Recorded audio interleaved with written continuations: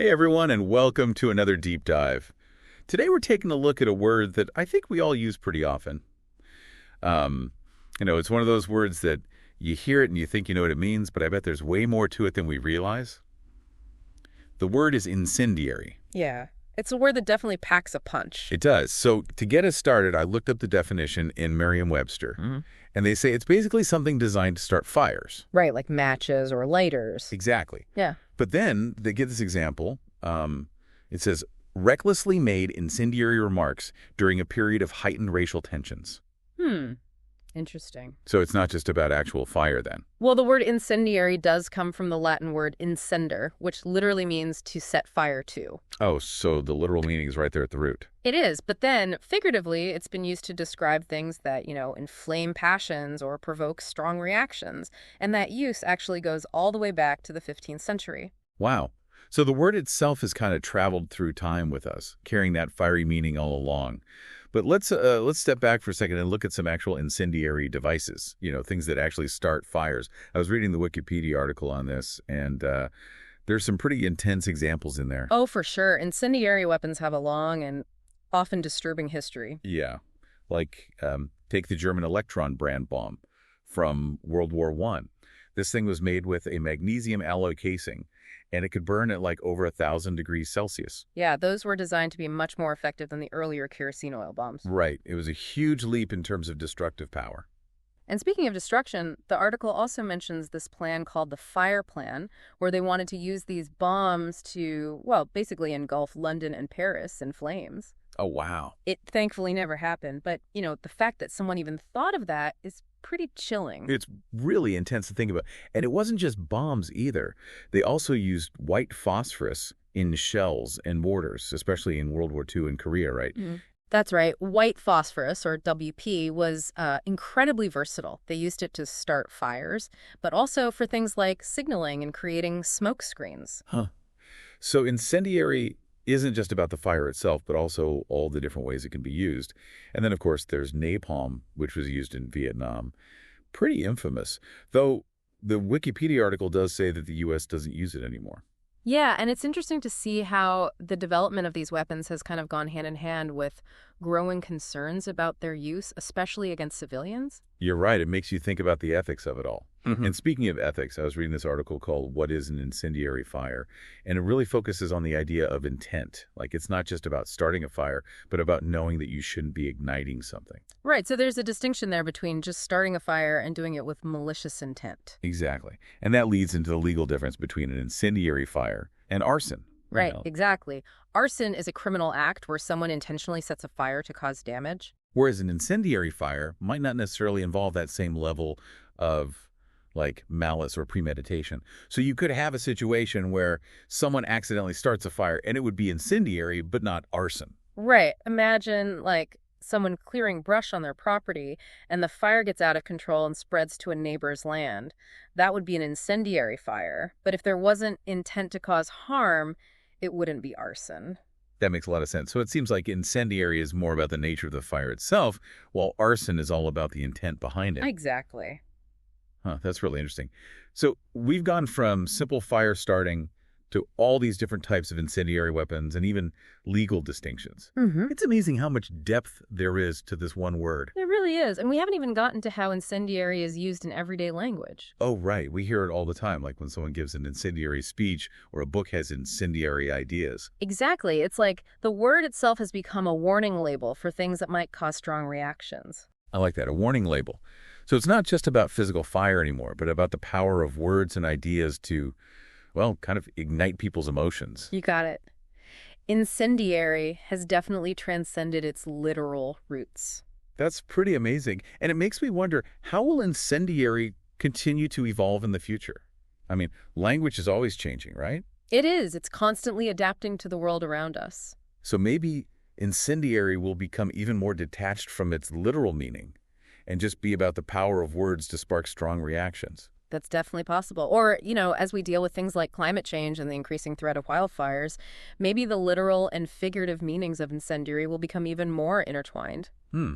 That's an interesting thought. It could highlight the need for responsible action to prevent both physical and metaphorical fires.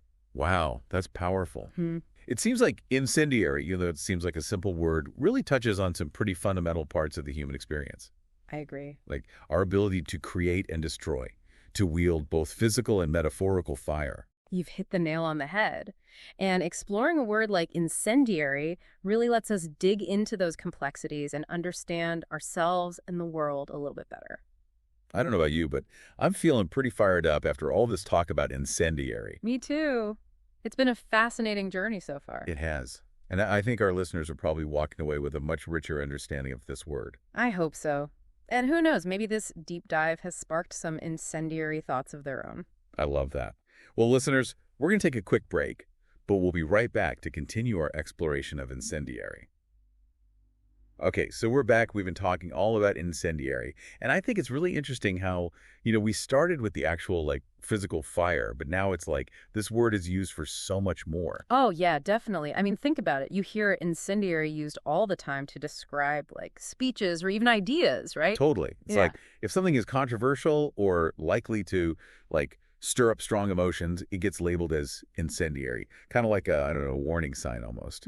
I see what you mean, like a heads up that this thing might be, provocative or even dangerous in some way. Exactly. And I think that's fascinating how this word has evolved to capture that kind of power, Yeah. the power of words and ideas to kind of set things ablaze. It really speaks to how language is always changing, reflecting the way we see the world and the things that are important to us. That's true. So I'm curious, thinking about how incendiary has kind of moved from the literal to the figurative, do you think it'll keep going in that direction? That's a good question. I mean, it's definitely possible, right? As language evolves, words often take on new meanings and shed old ones. Right, right. So maybe incendiary will become even more detached from its literal meaning and just be about, like you said, the power of something to spark strong reactions, whether it's words, ideas, or even, art or music. Yeah. Like imagine saying that new song is so incendiary, meaning it's really powerful and moving. But on the other hand, we're also facing all these real world issues with actual fire, like with climate change and wildfires becoming more and more common. That's true. And that makes me wonder if maybe instead of becoming completely separate, the literal and figurative meanings of incendiary might actually become more intertwined. Oh, I see what you mean. Like as those issues become more urgent, maybe incendiary will take on even more weight, both literally and figuratively. Right, like it could be used to emphasize the seriousness of the situation, both in terms of actual fires and the kind of heated rhetoric that can sometimes make things worse. It's almost like the word itself is becoming a call to action, right? To be more careful, more responsible with both the physical and the metaphorical fire we wield. I like that. It's like, hey, pay attention. This is serious stuff. Yeah, exactly. It's pretty amazing to think about how this one word, incendiary, can encompass all these different ideas and even connect to these really important issues. I agree. It's a powerful word, and it makes you realize that, fire in all its forms has always been such a fundamental part of the human experience. It really has. And it seems like incendiary has kind of become this lens through which we can explore that relationship with fire in all its complexity. That's a great way to put it. Exploring incendiary is like exploring our own fascination and maybe even our fear of fire. You know what? I think you've just given me the perfect way to wrap up this deep dive. Okay. So listeners, we've spent this episode digging into the word incendiary. And we've seen how it's so much more than just about starting fires. It's about the power of words, the dangers of unchecked destruction, and the responsibility we all have to use fire wisely, both literally and figuratively. And as we move forward, facing all the challenges of the 21st century, I think incendiary is a word we need to keep in mind. It's a reminder that our words and actions have the power to spark change, to ignite passions, and to shape the world around us. So let's all try to use that power responsibly, and maybe, just maybe, we can create a world that's a little less incendiary and a lot more, enlightening. Well said. I couldn't put it better myself. Thanks. And thanks to all of you for joining us on this deep dive. We'll see you next time. So we've really gone deep on incendiary, haven't we? From actual bombs and stuff to powerful speeches and controversial ideas. Yeah, it's been quite a journey. It has. What do you think is the most significant thing about incendiary after, all this discussion? I think for me, it's how it connects, the real world, the physical stuff, with like the world of ideas. Oh, yeah, that makes sense. Like fire is fire, right? But Mhm. incendiary reminds us that fire can be both like a real thing that burns and I don't know, a metaphor for things that, get us riled up and stuff. Right. Like it can be both destructive and, well, I guess you'd say creative too, right? Definitely. Think about it. Fire has shaped like all of human history. Oh, yeah, for sure. From like, you know, keeping warm and cooking food to, oh, yeah, creating weapons and stuff. And even like sparking social movements and stuff, like passionate speeches and protests, all that. Incendiary really does touch on something like deep down in us, doesn't it? It does. It's about our ability to create, to destroy, to, I don't know, to use fire in all these different ways. It's like a powerful word. It is powerful, yeah. So as we, kind of wrap things up here, what's like one thing you hope our listeners will think about when it comes to incendiary? I'd say it's this. Incendiary is a word that's, always changing. It reflects how we think about fire and, well, what it means to us. Oh, that's interesting. Like it makes us think about how we use fire, literally and figuratively, and how much responsibility comes with that, right? That's a good point. Well, I think that's a great note to end on. Listener, we hope you've enjoyed this deep dive into incendiary. And maybe you've got some, I don't know, some incendiary thoughts of your own now. I hope so. Thanks for joining us. And until next time, keep those mental flames burning.